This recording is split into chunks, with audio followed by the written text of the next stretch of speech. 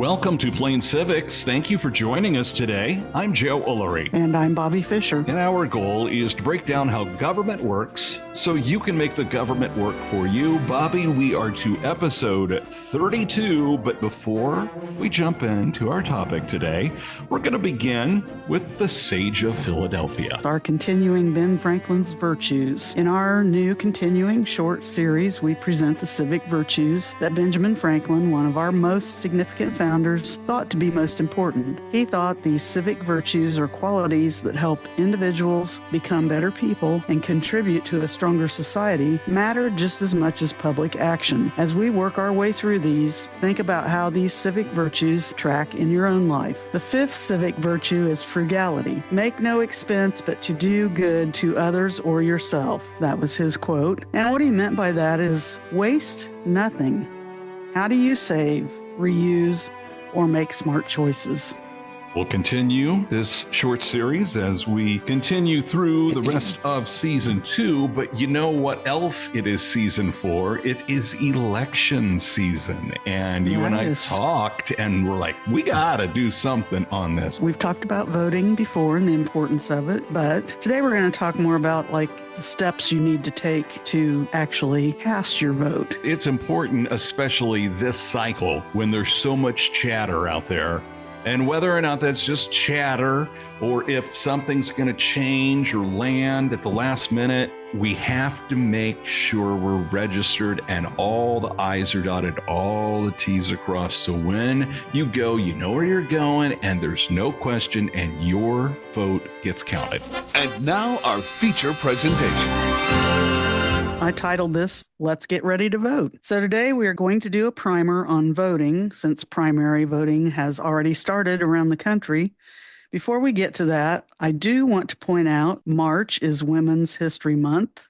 And I think I missed Black History Month last month. I'm sorry. Back to women's history. During the American Revolution, women played an important but often overlooked role in supporting the fight for independence. They were not allowed to fight on the battlefield, but they contributed in various ways, serving as nurses, spies, and running family farms and businesses while their husbands were off fighting the war. We find this to be true for women during the Civil War as well. For generations, women across America also fought tirelessly for the right to vote. This struggle for women's suffrage was finally won in 1920 with ratification of the 19th Amendment. That's amazing to me that it's only been a little over 100 years. Right. Come on, people, what's up? I don't understand how at one point, because the time frame where women have always had the right to vote, but I can't imagine this. It's madness to me.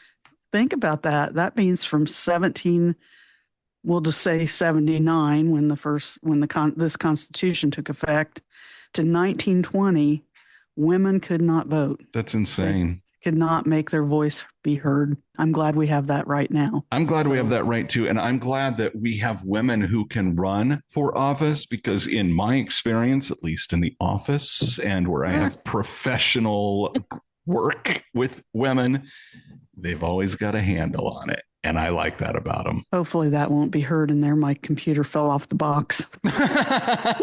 As I'm saying, women always have a handle on it. I need to find a better thing. So primary voting season has begun in the United States. Arkansas, North Carolina, and Texas started the primary season on March 3rd. And it will conclude with the Delaware primary on September 15th. 2026, and that surprised the heck out of me when I looked in the year. I looked up when every state has their primary, and I was shocked that some of them are so late. Yeah. May, June, and August have the most state primaries on the calendar, but there's at least a couple every month starting at the beginning of March through the last one with Delaware in September. But that surprised me. I'm surprised that states wait. Yeah, and then you turn right around and vote again in the fall election. Wow. Right. So, yeah. So if yours isn't until mid-September, you've only got another month and a half before the regular election. I So think that might be a disadvantage to the candidate that gets nominated by their party too, because they've only got weeks, handfuls of weeks to right, get out there right. and get their groove on. Then again, at least in those states, they maybe don't have to have as many advertisements and commercials. Well, to that's listen true. to. Which, Or maybe they have more. I don't know. Then on November 3rd, 2026 is election day for all U.S. states, as every 2 years, U.S. representatives have to be elected to serve in Congress for the next 2-year term. This year, in addition to all 435 seats in the U.S. House of Representatives being contested, there are also 35 of the 100 seats in the Senate up for re-election. In Indiana, we will be electing 9 members to the U.S. House of Representatives, 100 Indiana House seats, 50 Indiana Senate seats, as well as many local offices in each county. This episode will be Indiana-centric, since that is where we record our podcast and live, but I will try to include the other states as much as possible. We're also going to go through steps that need to be taken to make sure you are prepared to vote in your primary. And just to kind of add to that, throughout this, I've also added links on our Facebook page for Plain Civics for people that do live in states other than Indiana to have a direct link to look up some of this criteria for their specific state. Anything we can do to make it easier, we want folks to vote. So unless you live in North Dakota, you must be registered to vote for local, state, and national elections. First of all, states handle all things regarding voting and elections, including voter registration. Making sure you are registered to vote is one of the first things you need to do if you plan to vote. If you have moved since the last time you voted, or if you have never voted, you must update your voter registration with your state. 43 states offer online voter registration. Let's look at voter registration deadlines. Every state has its own guidelines and dates. Rather than list all of the states and territories in this podcast, because we don't want to leave out that we do have Puerto Rico and Guam and American Samoa, they also have voting at the same time as they are U.S. territories. Rather than list all of the states and territories in this podcast, I have posted the specific list of states and their deadlines on our Plain Civics Facebook page, but I will give the general date ranges here. 15 states, including Puerto Rico, the Virgin Islands, and American Samoa, have a voter registration deadline 28 to 30 days before an election. This also includes Indiana. And again, like I said, I've placed a link on our Plain Civics Facebook page, not only for these dates, but also for Indiana's online voter registration portal, which actually you can do everything right there. It guides you through it. So we have an amazingly user-friendly website. 9 states have a voter registration deadline 20 to 27 days before an election. 7 states and Guam have a voter registration deadline 1 to 19 days before an election. 19 states and Washington, D.C. have voter registration available on election day. That's amazing to me that they have that and offer that. And more have actually moved to include that, despite the fact that some people, I won't mention any names, in our government have been trying to, scale back how people can register and be able to vote. So many also offer same-day registration and voting during the early voting period. Montana and North Carolina offer same-day voter registration during the early voting period, but not on election day.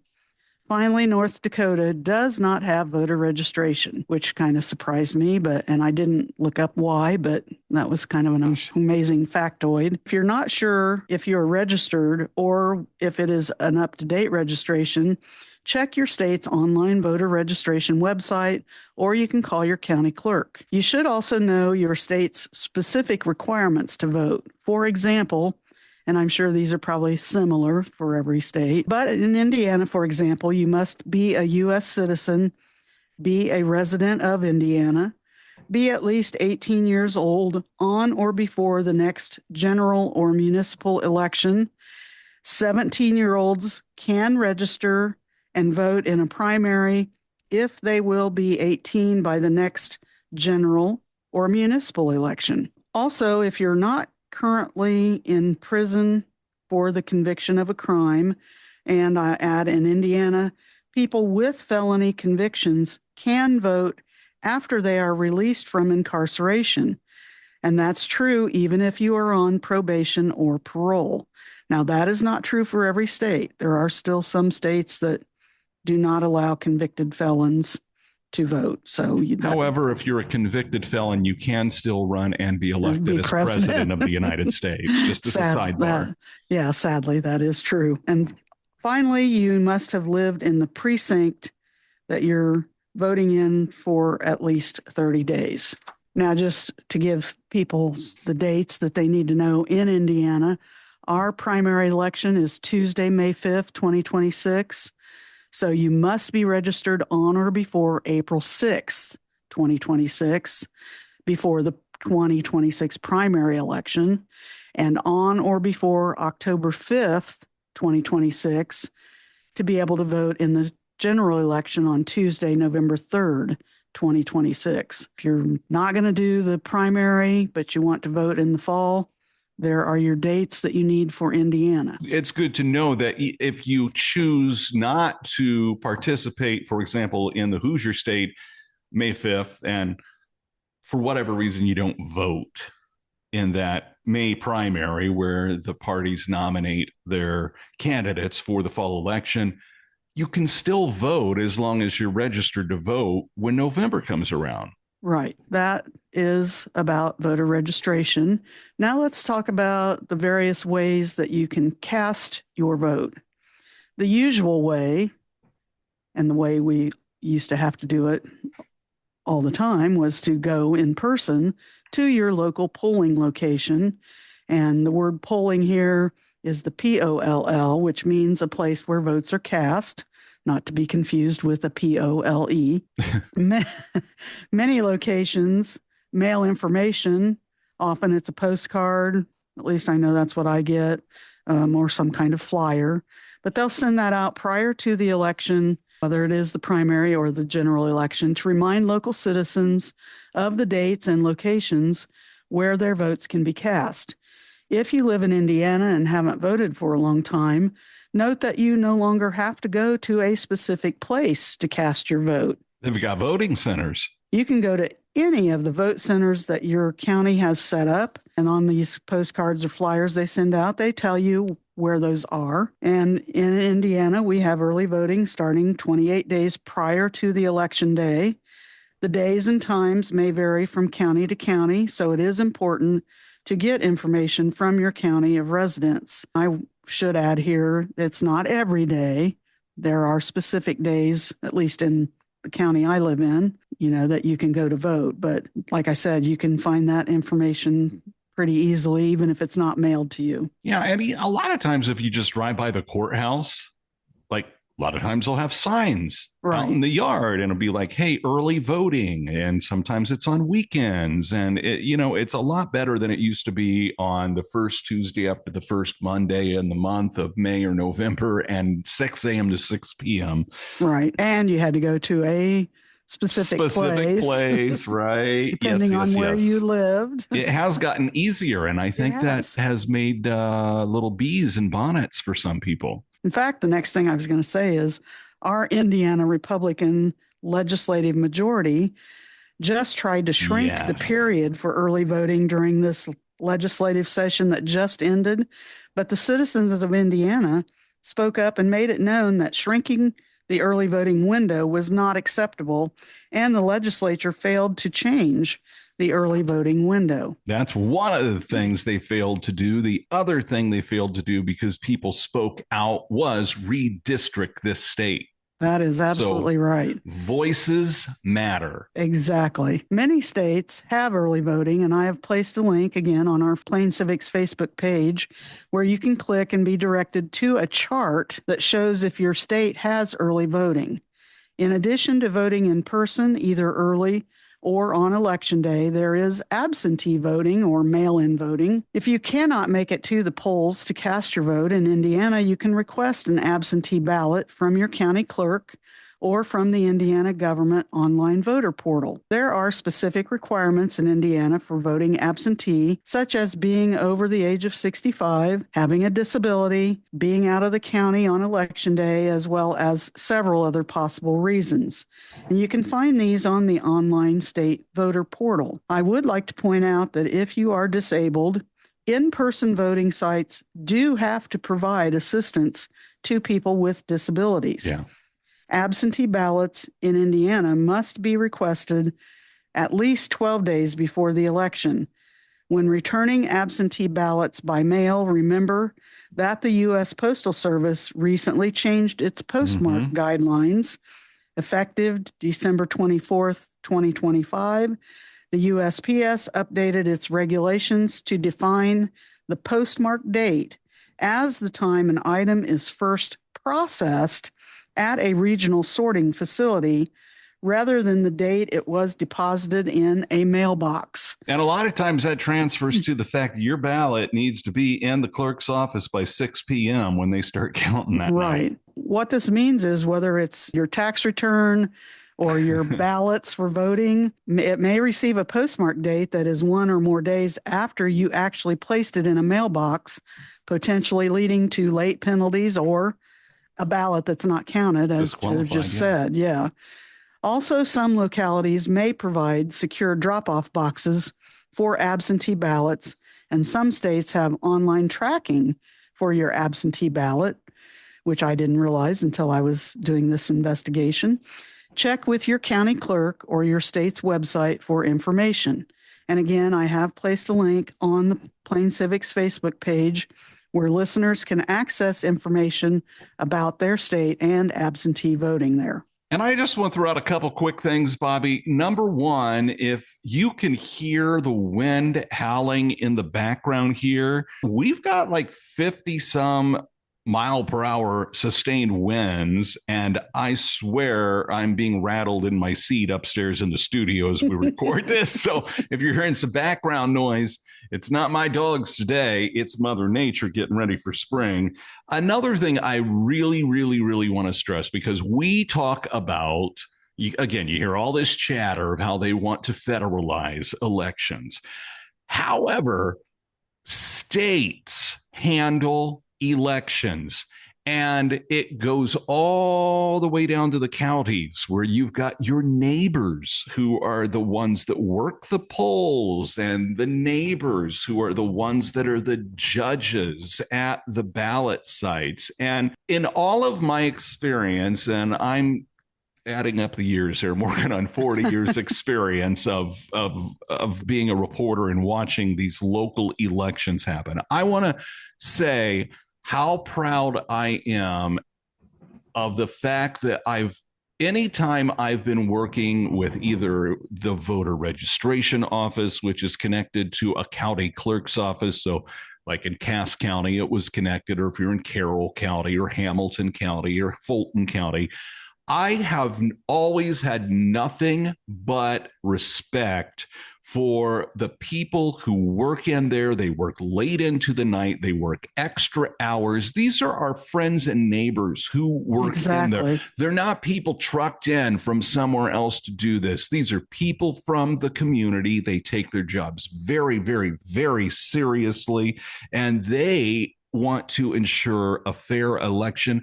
And oftentimes, I don't think they get enough credit for the hard work that they do to make your vote and my vote count every election cycle. And I would even add, especially since, like in Indiana, since we initiated the multiple days of voting, they're not just doing it on one day from 6 to 6. No, they're having to do this on, numerous days before the election. So, and there's some of the nicest people you're going to meet, and many of them have been, it's a tradition for them. And then somebody in their family, you know what I mean? It becomes generational. And these folks have been doing this for so many years. And again, it really makes me upset when people start picking on them and making accusations that just aren't true. These are good citizens doing their patriotic duty from small towns like Walton in Cass County and all the way up to, Indianapolis and other states. So again, If you see a person working, thank them because you know what I mean? They're not getting rich off that. And it's a lot of work and it's a big responsibility. And they're in the crosshairs of allegations these days of voter cheating and all this other crap that's just not true. And I would add to that too. Remember, they're bipartisan. They have to have people from both parties there at the polls. So it's not like you're going in and it's all Republican people Right. or There's all Democrat a Republican people. judge, there's a Democrat judge, Exactly. and sometimes an attorney gets involved to mitigate. They need to be given some kudos for what they do. Absolutely. And with that, let's step down off our soapbox and put on a little slow song, and let's get into our history lesson today. Don't know much about history. This is our Don't Know Much About History segment. Today, I'm talking about mottos. America has a lot of mottos or expressions of guiding principles. Some of the most famous of these mottos and their meanings are, first, in God we trust, which was first used on American coins in 1864 during the Civil War. It was dropped and then later restored by Congress. The next one is life, liberty, and the pursuit of happiness. The three, quote, certain unalienable rights, end quote, specified in the Declaration of Independence by its author, Thomas Jefferson. The next one, which I wasn't even aware of, is mind your business. Mind your business. Which first appeared on U.S. coins. Interesting. Next is another famous one, We the People. The opening words of the preamble to the U.S. Constitution adopted in 1789. And finally, the last motto, which also may be well known to some people, E pluribus unum, which is a Latin phrase that appears on the Great Seal of the United States, and it means, quote, from many, one, end quote. The motto was adopted by Congress in 1781, and you'll find that on the backs of your dollar bills, for example. I was just going to say, I've seen it on money. Yeah, in lots of places. But think about that. From many, one. We are a melting pot. Yes, always have been. Exactly. Always have been. Fun history lesson today. There's the bell. Let's get back to work, Bobbi. Okay, next thing we're going to look at is voter ID, which is in the news a lot lately. A lot, yeah. If you are voting in person, many states require certain forms of identification before you can cast your vote. Identification requirements for your state can be found on your state's official government website or from your local county clerk. In Indiana, you must show a valid ID, which could include any state of Indiana or U.S. government issued photo ID that displays your photo, displays your name, which matches the name on your voter registration record, though nicknames and abbreviations are okay. And it displays an expiration date that is either current or expired sometime after the date of the general election. I didn't know that part. Yeah. In most cases, an Indiana driver license, Indiana photo ID card, which you can get at the BMV, a military ID, or a U.S. passport is sufficient. Note that student IDs are no longer accepted in Indiana. And I just saw a thing last night as I was doing some more investigation that is currently, you cannot use student IDs, but that is still being debated in our state as to whether those should be included. They used to be, because if you go to a university, your student ID has your picture on it, and right. You've already been vetted to get in to the university. So hopefully.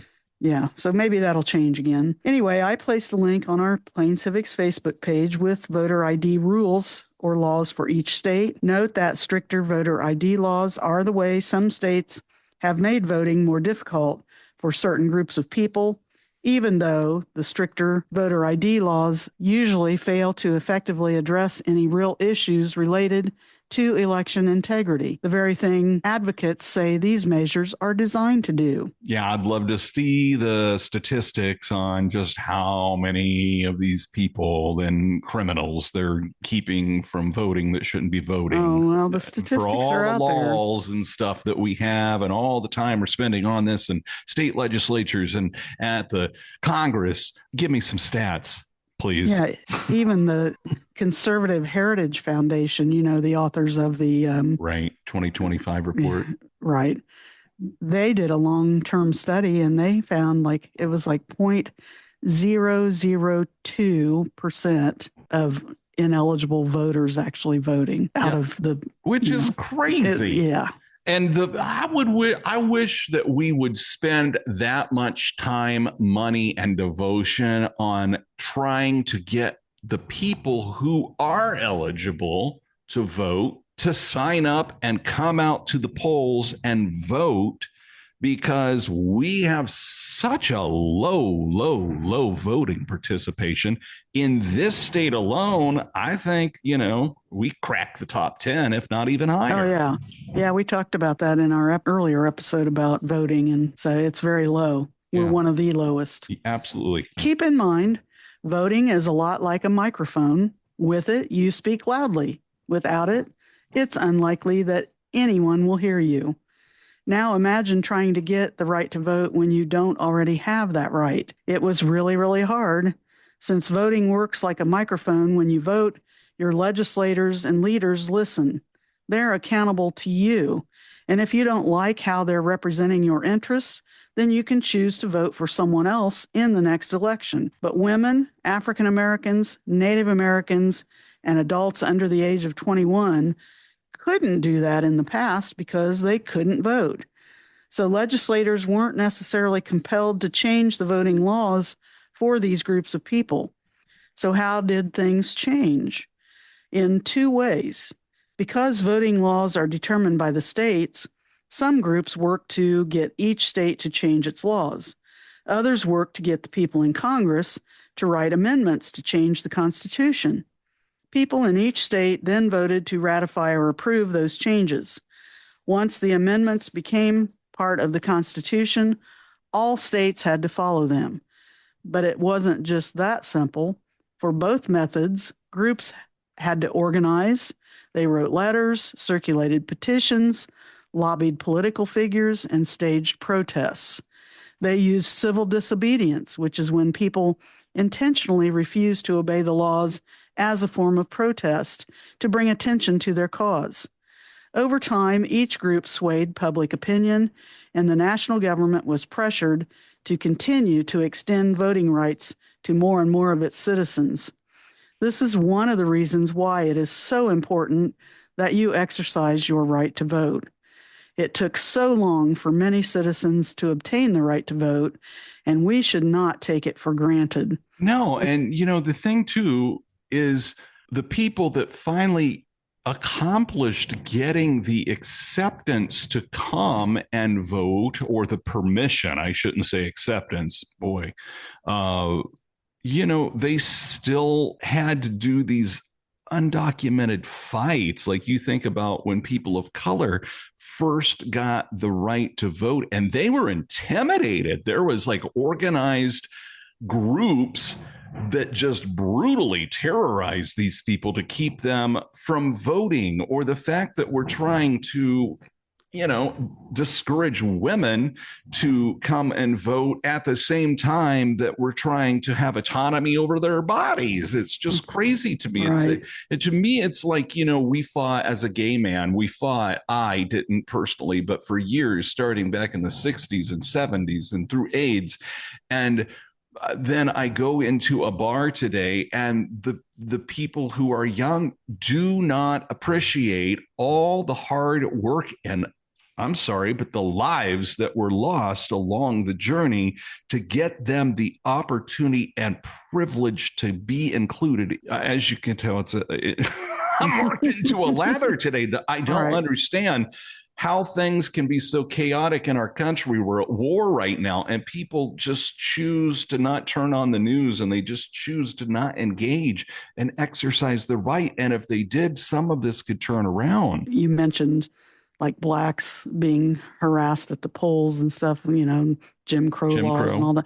And I'm just thinking, this administration is wanting ICE or the National Guard or whatever to be at the polls, and it's like, no, because that would intimidate a lot of people, seeing people there with their machine guns and their, absolutely, guns on their hips or whatever. It's like that is not where we need to go with our elections. Just yesterday in Indiana, our governor was touting the fact that Turning Point USA is in our colleges trying to get students to be involved in the polls. And I'm sorry, a Republican or Democrat or what organization, it's going to be very difficult to have a group as polarizing, whether you believe or not, in Turning Point USA to come to polls and not intimidate the people who may have opposing opinions as them. I just think that's absolutely insane. Exactly. So with all that said, Bobbi, the fight isn't over.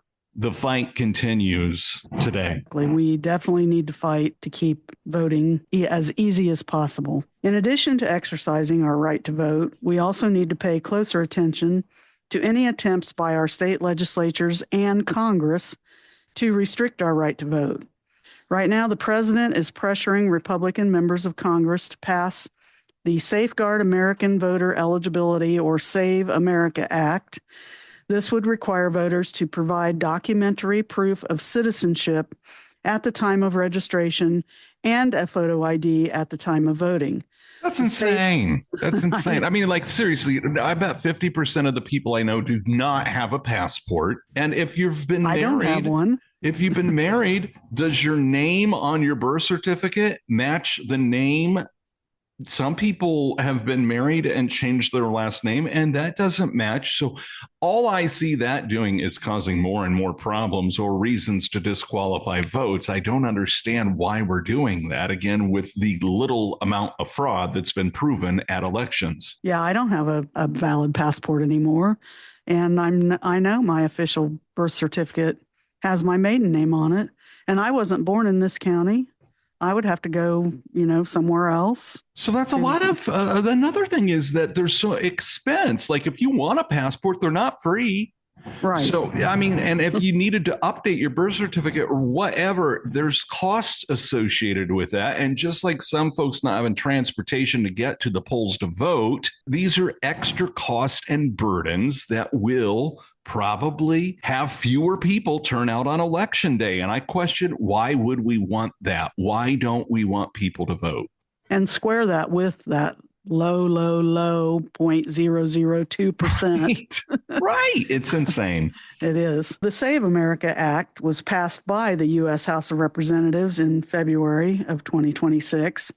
As of this recording, it is waiting for action and a vote by the Senate. And it's looked like right now, anyway, it looks like it's struggling there. So we shall see by the time this episode goes out. And the president's saying he's not going to sign any other laws that come before it. This is so important to him that this passes that he's not going to do his job and sign any other legislation, which I guess the good news is I saw that if it's on his desk for 10 days or something, it doesn't need his signature. So there are ways around it. But like, why is this president willing to bring everything to a screeching halt to get this law passed? Yeah, there has to be a reason. Both parties agree that voter registration should permit all eligible citizens and only eligible citizens to register and vote in federal elections. I think we can all agree on that. Republicans have tried to make this an issue, even though instances of non-citizen registration and voting are rare, as we just talked about, 0.002%. And Bobbi, the thing too, I'm sorry, I keep interrupting you, but like, why are the Republicans working so hard? They keep saying it's about integrity, but look, they're the ones in charge. They have the presidency, they have the Senate, they have the U.S. House. In Indiana, there's a supermajority. They have the governor's office, they have the House and the Senate. So if there's all this fraud, why? I can't. It's crazy. It is. They're the ones in charge, and now they're trying to restrict voting.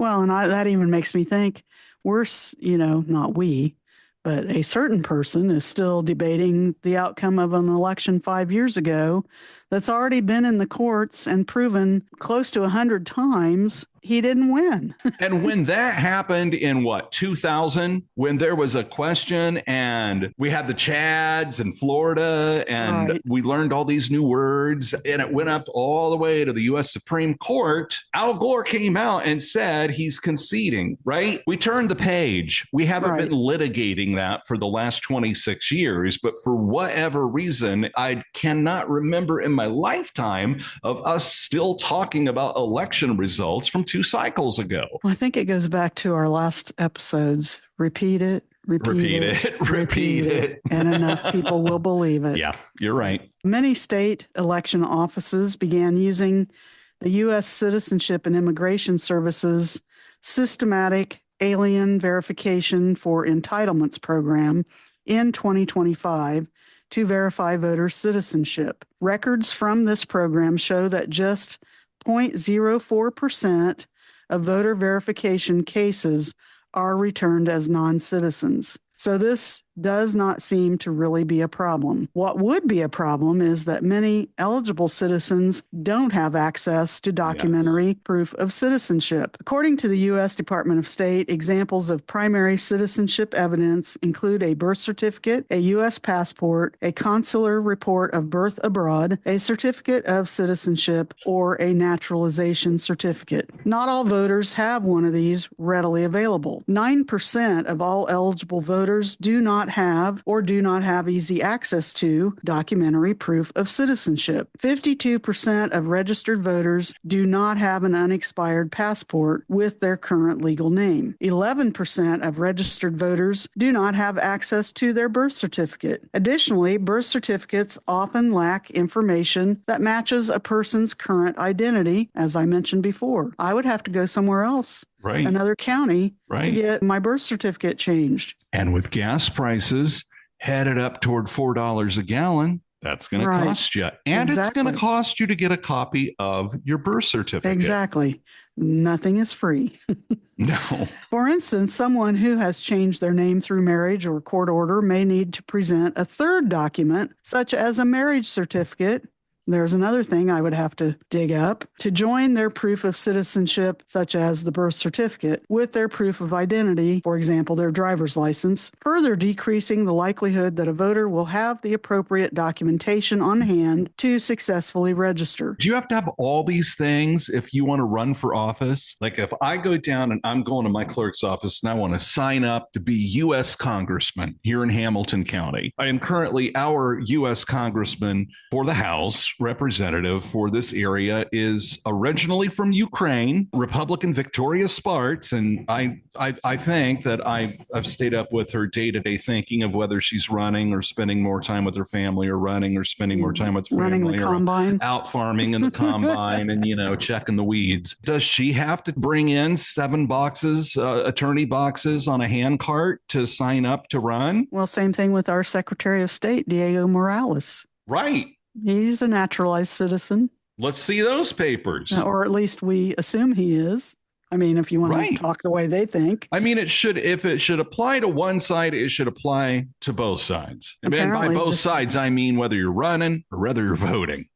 The first thing that came to my mind when you mentioned if you wanted to run was we have people that are in Congress and the president that don't even understand the Constitution. Oh, my God. It's awful. It is. It's awful. It's sad. So these requirements would likely discourage more people to not register to vote because of the added hassle. Even if voters, and I might add the added hassle and cost. Yes. Even if voters were to provide documentary proof of citizenship, verifying the authenticity of those documents is an inherently complex task, one that election officials and motor vehicle departments often do not have the resources or training to perform. And I have an excellent example of this in motion.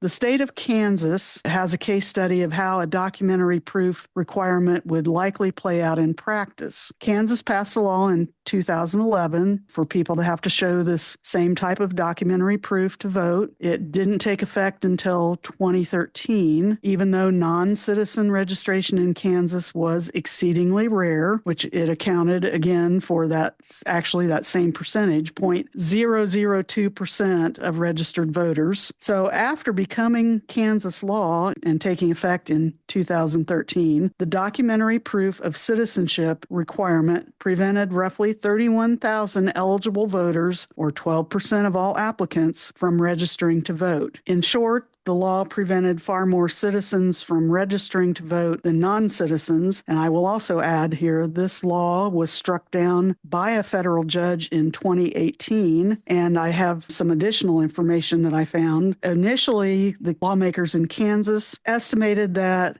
the cost to the Secretary of State's office would only run around $12,500 for this to enact this voter documentation law. But in its first full fiscal year, the Kansas Secretary of State's office spent more than $192,000 to implement the act. The report says that the office spent more than $350,000 in total between the law's passage and effective dates, so from 2011 to 2013. County election officials did not have access to systems to cross-check these passport numbers or birth certificate records. I mean, it was a mess. It didn't work. It was expensive, way more expensive than they thought it would be. And so that should be, a lesson for our members of Congress. I don't know if it will be, though. To take into account, because they're probably looking at some of the same things if they actually get this Save America Act accomplished. What makes me wonder, too, it's like, why are we going into Fulton County in Georgia? And why are we going to Arizona and digging up old ballots? And it's like they're trying so hard to sustain this narrative that you just talked about a few minutes ago from the 2020 election. They are so hell-bent on spare no expense. It's like they're going to find it. Even though it's been proven over and over again. But again, yeah, it's crazy. Repeat. I think I've had too much caffeine before today's show. The Save America Act's goal of ensuring that only citizens can register to vote is important, but there are easier, more cost-effective ways to improve citizenship verification that don't create new barriers for eligible voters. There are better ways to verify citizenship that put the responsibility on the government, not the voters. The Save America Act could also have unintended consequences for election officials and election administration. As the way it's written right now, they could be charged with criminal penalties if a non-citizen voter is found to have voted. Right. The Save America Act needs more time and more resources to be implemented well. And again, I'll say they should take this Kansas venture into it as an example. It's a case study. Yeah, case study. We need to demand that our senators and representatives do not pass this bill without further study and changes. If this bill becomes law, it will set back the advances we have made in gaining the right to vote for many of our citizens over the course of our 250-year history. We cannot afford to turn back time when it comes to voting. Our democratic republic depends on it. It's pretty easy for us to get lazy and take things for granted, especially when things seem to be working out fine. You may think that not voting is no big deal, but it is a very, very big deal. Especially if it doesn't affect you. Right. If you are living your life for the last 10 years and you are just carefree and having a wonderful time and none of this has touched you and your pocketbook's not been hurt and your house resale value's not been hurt and you don't look at the total when you fill up your car or take your cart through, you probably have somebody that takes the cart through the grocery store and fills it up for you. Or maybe you have it delivered to your front door. But if none of this affects you and you're completely checked out on this, that's part of the problem. Kind of goes to my next thing. It's true. If you don't vote, then things will probably continue on as always for you. Yeah. But what if everyone in your community starts to feel the way that you do? And what if those who do show up to vote do things you don't like? Vote for Mhm. people that you don't like that do change things that end the status quo for you. Yeah, and you're suddenly affected. Voting is your way to protect your basic freedoms. And if you don't care about them, why should anyone else? Simply showing up to vote is a great start. Voting in the big election for the president is good, but there are other elections for offices and issues in your state and your localities. Less people show up for these. And when you get right down to it, your voice matters much closer to home because Yes. those people are the ones making more of the laws and decisions that affect you on a daily basis than the Data president. centers come to mind, right? Data Right. centers are in the news, or where your water from the river or rivers that run through your town, or if you've got a reservoir in your community and they're going to pipe out half of it because Facebook is setting up a data center. That is when the people that you elect for those local offices, the commissioners, the county council, the zoning commission, the board of zoning appeals, all of those people are people you pick, and sometimes not on a presidential election where voter turnout's even lower, but then Right. you're most impacted by those. Or if there's a school referendum and they decide to build 5 new schools and your taxes go up. So it doesn't matter if it's just a presidential election. All elections matter. You know, like you said, just the safety of your local drinking water, Yeah. or the fixing the big potholes that we always end up with in Indiana, especially Right now. you know, after the thaw. Yeah, right now, don't let your car fall in one of them.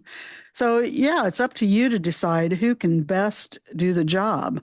Voting is a very big deal, especially considering that not all of our founders were keen on letting even all white male citizens vote Right. back in the early years of our republic. Back then, in the early years, you had to be a land-owning Property owner. white male. Yes. So what were they afraid of? Well, the answer is mob rule. The founders feared that people would be ignorantly swayed by charismatic politicians eager to wrap the country in tyranny again. Tyranny, there's that thread back to the last few Yeah. episodes we've done. It kind of goes to, you know, they felt like people that weren't educated enough would not choose the right people. They would be swayed by this charismatic person, you know, who didn't have their best interests in mind. I mean, I hear what you're some saying sense. Mhm. there. Yeah. You know, what if we went to a system where everyone had to vote? That would really shake things up. I'm not I saying think I'm they have for that in Australia, In right? some countries, Yeah. you're required to vote. If you But don't, you're fined. Mhm. imagine if the 330, however many people we have here, were required to vote instead of just like the 24 or 30% that actually turn out. I wonder what kind of people we'd be electing then. I wonder if Congress would closely reflect the makeup of the skin colors in our nation and the views that people have. Just food for thought. Interesting, yes. So we're going to end with a final important step that you need to take before voting. You need to do your research and look at the candidates. If they have already served in an office, research how they have voted on laws that have come before them in their official capacity. If they are a new candidate for an office, read or watch what they have said about the issues before them. But look for facts, not what some talking head or friend has to say about them. Attend a candidate forum. Do everything you can to educate yourself about the candidates running for office. As you study the candidates, you need to also think about your own values and beliefs and whether they align with a candidate and which one they do align with. Mm-hmm. And you're not ever going to be 100% aligned. We've talked about that before. No. You know, and you're never going to agree 100%, but which one do you think best fits what your values and beliefs are? We need our citizens to vote, but we need them to be informed voters. Yes. We need voters to be open to being nonpartisan and willing to participate in peaceful civil discourse. We need everyone to find the better angels of our nature. Our democracy depends on it. And I want to go back to, I used this many episodes ago, a quote from Michelle Obama from a fairly recent interview, where she was asked about people being affected by this administration. She was asked, what message do you have for them? And it was one word, which if it was written, I'm sure it would have been in all caps with 1,000 exclamation marks. And her answer was, vote. Vote. Democracy is not broken. It's just not being utilized because too many people don't vote. There are going to be a lot of names and a lot of offices on the ballot, especially if you're a new voter, that you're like, what does the assessor do? Well, that's the person who sets your tax rate. Or what does the recorder do? What you can do is go online and you can put in your address on some of these websites, and it's going to bring up your actual ballot that is going to display when you go either behind the curtain or if you're voting from home through mail, and you're going to see every candidate name that you're going to be allowed to choose from. And if you do that before you get behind the curtain, then you could kind of have an idea. You're not going to know all of them. Sometimes there's going to be judges. Do you want to retain this judge? And, you some of those I don't even know, and I'm very involved in this. As much research and homework as you can put in ahead of time, the best payoff you're going to get when some big issue comes up in your local community. And like always, I'm sure you can Google, like the judges, for example. Mm-hmm. I'm sure they have on the judicial website for the state, there are probably biographies of them or, all kinds of information on cases they've ruled on. And so it's out there. You just have to search for it. But again, look for facts. Facts, yes.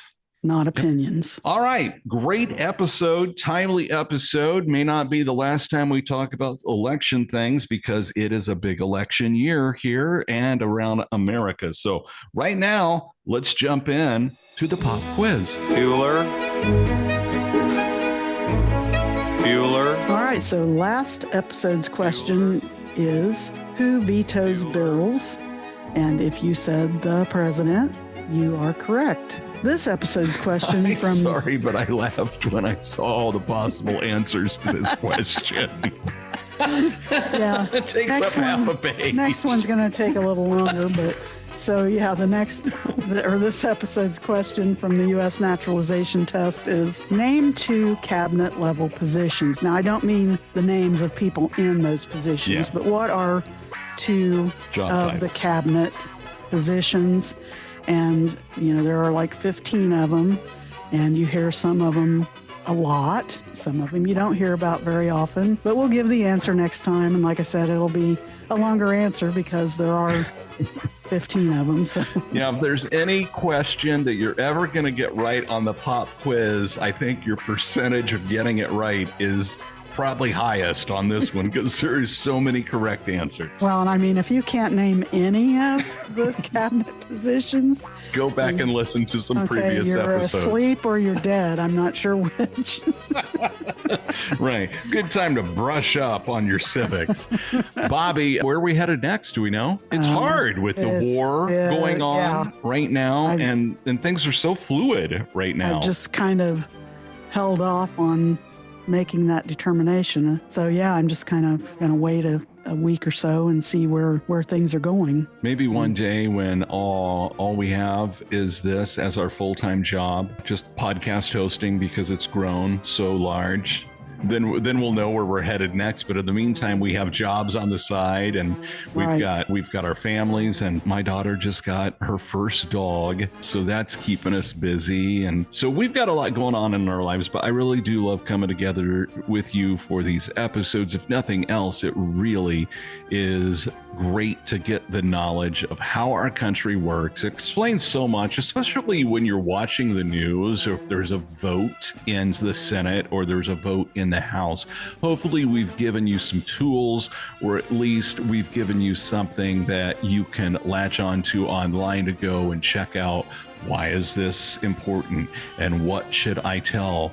And use the 5 Calls app and weigh in, because if nothing else, I've personally learned as we've done this over the last year and so many months, is that our voice matters more than I ever thought it did, and we've turned around some things, so it's time to participate. And I'm just thinking right now, you mentioned the 5 Calls app. That Save America Act is in the Senate right now. Also, I'm not sure if they're still debating it, but they could still take our opinions on the War Powers Act. And reining in, we still don't know what this war is even about and why it came about. It's like we deserve to know.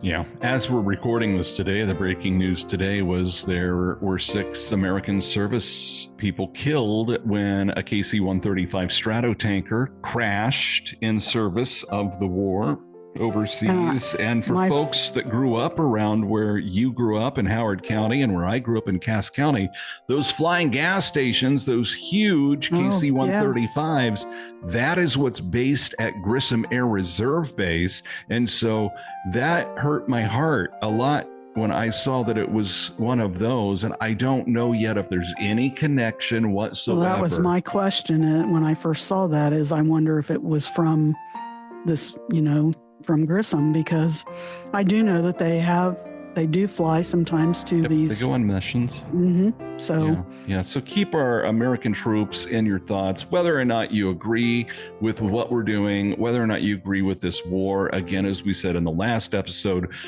our military people volunteer their lives to go in, and they aren't the ones that get to make the decisions on which fights we pick to sit out and which fights we pick to engage in. So they've got families at home that are worried about them. They probably have financial stress, lots of logistic problems. So just keep them top of mind. If you are a prayer warrior, pray for them, keep them in your thoughts. God bless America. Thank you for a fun episode. I enjoyed this one. After covering elections for as many years as I have, I learned some new stuff and also some stuff that I need to keep in mind. Exactly. And don't forget, all those links are on our Facebook page for Plain Civics. If you're not sure what your voter requirements are, or go there and find the link. Yep, easy to find on Facebook. Just type in Plain Civics and you're going to find us real easily. If you want to email us, you can do that as well, Bobby. It's simple. It's plaincivicspodcast@gmail.com, plaincivicspodcast@gmail.com. And one more ask while I've got everyone here on board today is whatever platform you listen to us on, go on there and rate us. We want some more ratings. We've got some great ratings, but we want more. We always want more, and we can never have enough. And the higher you rate us, the more we trend in the algorithms when folks go on to the Apple or Spotify. So that's one thing that you could do that would really help us out. And it doesn't cost you anything but a few seconds. Right. And I would add to that, I noticed, when I was looking like on Apple Podcasts, for example, we have quite a few people have either rated us a 5, which is most of them, but apparently there's been a couple that have done 1. Yeah. And it's like, if you're, tell us why. I'd love to know why. Are you just being a hater to hate? Haters be hating. We need reasons why you didn't like it. Bobby, thank you again for an enjoyable conversation. This was a good one today. I really appreciate all the hard work you put into getting this ready for us. And we will talk to you very soon with a brand new episode. But that's it for this episode of Plain Civics, breaking down the basics, no politics, just facts. Thanks for listening. And until next time, stay informed and stay engaged.